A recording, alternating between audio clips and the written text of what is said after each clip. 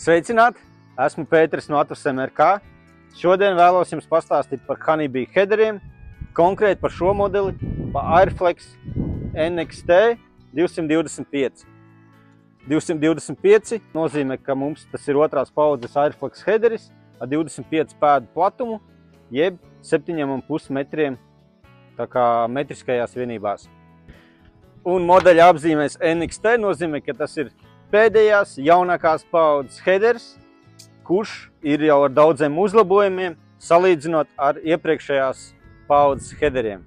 Tātad, kā jau visiem Honeybee Airflex headeriem, mums labajā pusē ir izskapts mehāniskā piedziņa un labās puses transportiera lentes piedziņa.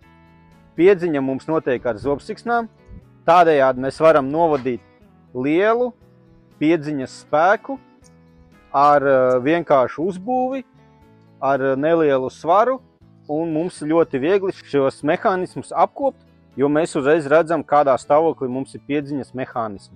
Mums arī viss svars ir koncentrēts headera vidū, līdz ar to mums nav liekas svars headera galos, kas mums apgrūtina kopēšanu, un mums headers ir maksimāli labi izsvarots.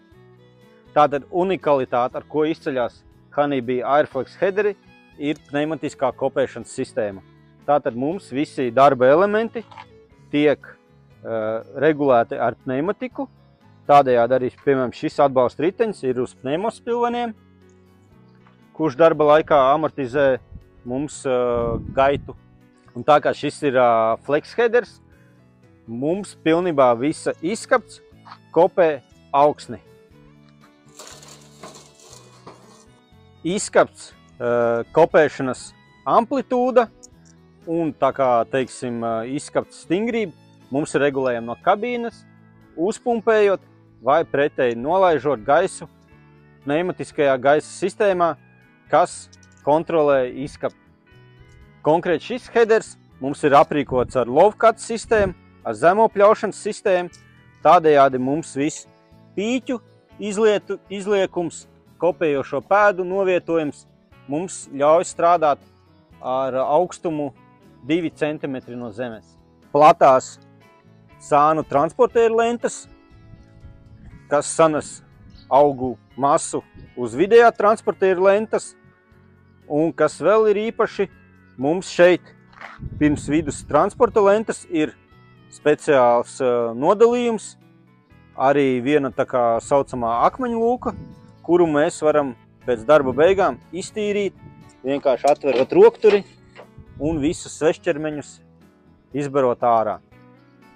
Tālāk mēs varam redzēt, mums ir platais gliemežu transportieris, kas visu šo masu mums padod uz slīpo kameru, un augšpusē mums ir novietots šķērs transportieris, kas mums palīdz masai, ja mums ir bieza masa, rapsis, piemēram, virzīties visai, tā kā piespiesties pie lentām un virzīties vienmērīgā plūsmā uz vidu.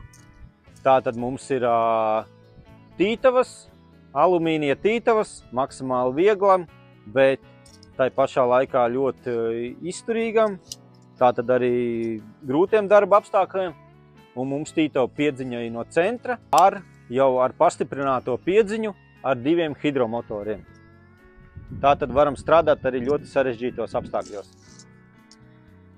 Tītavā mums ir plasmasas zari, kuri ļoti viegli ātri nomaināmi, un, ja nepieciešams, varam arī mainīt zaru atstatumu. Tāpat tītavā mēs varam regulēt zaru agresivitāti, tātad vai mums vajag vairāk plēst vai mazāk plēst. Tātad mums ir tītava vadīklis, kas mums ļauj paņemt to masu vienmērīgi un atlaist, un arī, teiksim, ja mums ir sarežģīta masa, nezāles, neļaus mums aptīties ap tītavām augiem.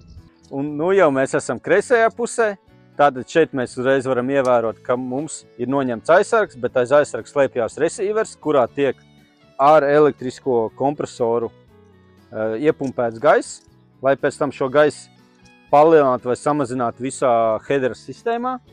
Tādējādi mums pielāgojoties darba apstākļiem, kopēšana mums būtu precīzāka. Tālāk mēs varam redzēt, šajā pusē arī mums ir regulācijas iespējas šķērstransportierim, lai mēs viņu, teiksim, varam ievietot dziļāk augu masā, tādējādi palīdzot labāk šai masai nokļūt uz lentēm un novirzīt uz centru, vai varam, ja nepieciešams gadījumā, arī celt ārā no šīs augu masas. Tālāk mums ir redzama skala. Šī ir hidraulisko pēdu novietojuma skala. Tātad mums šobrīd pēdas ir novietotas maksimāli augstu. Tādējādi mēs braucam praktiski uz pīķiem pa zemi, ļaujam 2 cm augstumā no augsnes, un, ja nepieciešams, mēs varam pēdas izlaist un saglabājot flex izskapts funkciju, pļaut augstāk no zemes. Tādējādi līdz pat kaut kādiem 10 cm no zemes mēs varam pļaut un saglabāt flex īpašības. Tātad kopēt perfekti augstni, bet pļaut netik zemu, ja nav nepieciešams. Šeit mēs redzam, ka mums ir hidrauliskie un elektriskie savienojumi. Mēs šos Honeybee headerus varam pielikt jebkuram kombainam. Mums ir speciāli adapteri, kas ļauj izmantot kombainam jau esošos hidrauliskos un elektriskos savienojumus, kā arī pašu headeru mehānisko savienojumu. Tālāk mums kreisajā pusē ir regulēšanas slēdzis šķērstransportiera ātrumam. Mēs varam šķērstransportieri pavisam izslēgt ārā vai arī palielināt tā ātrumu, pielāgojoties, teiksim, darba apstākļiem. Un tāpat mums zem aizsargiem ir paslēpta headera piedziņa mehāniskā kreisajā pusē. Tātad šajā pusē mums ir vidējā gliemeža transportiera piedziņa, vidējās transportiera lentes piedziņa un arī kreisās puses transportiera lentes piedziņa. Ir arī mehāniskā aizsardzība gliemeža transportierim. Galveno funkciju piedziņa ir mehāniska, tādējādi mums ir minimāli mehāniskie zudumi, kas mums nodrošina to, ka mums ir maksimālā iespējamā jauda uz visām komponentēm. Visi Honeybee headeri mums ir aprīkot ar video cilindru, kas mums ļauj regulēt headera sagāzuma leņķi. Tādējādi, ja kombainam nav šis aprīkojums, mums šis aprīkojums ir headera pusē. Un kabīnē mums ir atsevišķs monitors, darba panelis, no kura mēs varam regulēt gaisa spiedienu sistēmā un pārslēgties starp kopējošo režīmu, starp cieto režīmu un izmainīt arī, teiksim, headera funkcijas. Tādējādi mēs varam pārslēgties starp tītavu funkcijām, vai mēs varam pārslēgties un mainīt headera sagāzumu vai arī kopējošo pēdu attālumu no zemes.